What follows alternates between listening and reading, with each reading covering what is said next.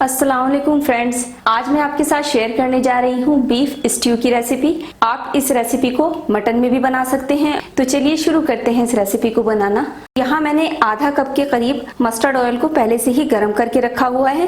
Flame यहाँ पर हम हाई कर लेंगे। हम इसमें डालेंगे साबुत खड़े मसाले, 1 छोटा चम्मच जीरा, 2 तेजपात, 1 स्टिक दालचीनी की, 3 बड़ी इलायची, 15 से 20 काली मिर्च और 7 से 8 लौंग। तो ये खड़े मसाले हम तेल में डाल देंगे और मसालों को हम कुछ सेकंड के लिए इसमें अच्छे से भून लेंगे ताकि मसालों का फ्लेवर तेल में अच्छे से आ जाए। साबुत मसालों को यहाँ मैंने 10 से 15 सेकंड के लिए तेल में भून लिया है।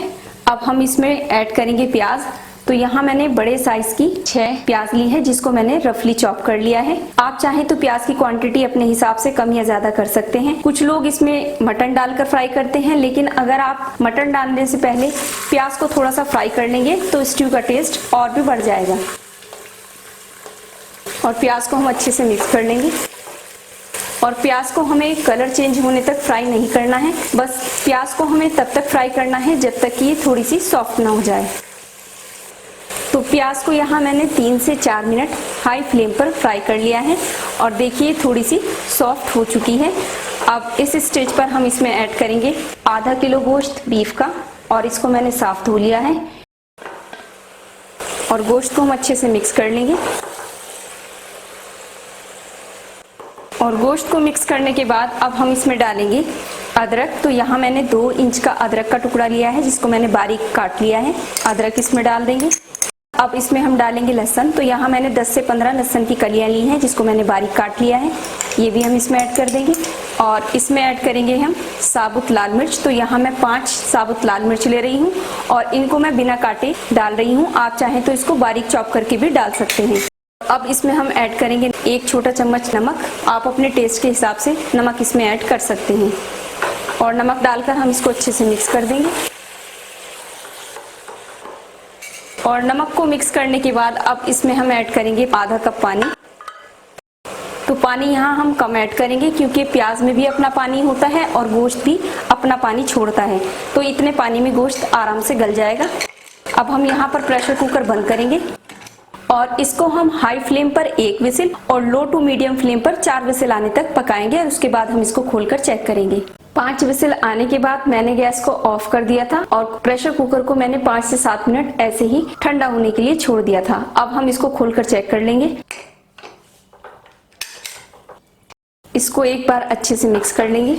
अभी इसमें काफी पानी है तो अब हम इसकी भुनाई करेंगे। तो यहाँ हम दोबारा गैस ऑन कर लेंगे और गोश्त को हम यहाँ चेक कर लेंगे कि गला है या नहीं।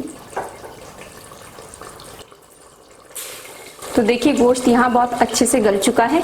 अगर आपको लगे कि 5 प्रेशर में गोश्त नहीं गला है तो आप इसको 1 से 2 विसिल और लगा सकते हैं। और साथ साथ अब हम इसमें ऐड करेंगे दही। तो यहाँ मैंने 1 छोटा बाउल फिटा हुआ दही लिया है, ये इसमें डाल देंगे और दही डालकर हम इसकी तब तक भुनाई करेंगे जब तक कि दही का पानी अच्छे से खुश्क ना हो जाए और ऑयल इससे सेपरेट ना हो जाए। तो इसकी भुनाई हम हाई फ्लेम पर करेंगे। स्टू को हाई फ्लेम पर भूनते हुए मुझे 7 से 8 मिनट हो चुके हैं और जितनी अच्छी आप भुनाई स्टू की करेंगे उतना अच्छा इसका टेस्ट निकल कर आएगा और उतना अच्छा ही इसका कलर आएगा। तो देखिए यहाँ दही का पानी खुश्क हो चुका है और अब इसमें हम ऐड करेंगे 5 से 6 हरी मिर्च जिसको मैंने ऐसे बीच से कट कर लिया है। आप अपने टेस्ट के हिसाब से हरी मिर्च कम या ज्यादा कर सकते हैं। हरी मिर्च को इसमें अच्छे से मिक्स कर देंगे और हरी मिर्च डालने के बाद हम इसकी 1 से 2 मिनट और भुनाई करेंगे ताकि हरी मिर्च का फ्लेवर भी स्टू में अच्छे से आ जाए। हरी मिर्च को भूनने के बाद अब हम यहाँ पर गैस ऑफ कर देंगे और अब इसमें हम डालेंगे बारीक कटा हुआ हरा धनिया और हरे धनिए को भी हम अच्छे से मिक्स कर देंगे। और अब इसको हम ऐसे ही कवर करके 2 से 3 मिनट के लिए छोड़ देंगे ताकि हरे धनिए का फ्लेवर स्टू में अच्छे से आ जाए और उसके बाद हम इसको डिश आउट करेंगे।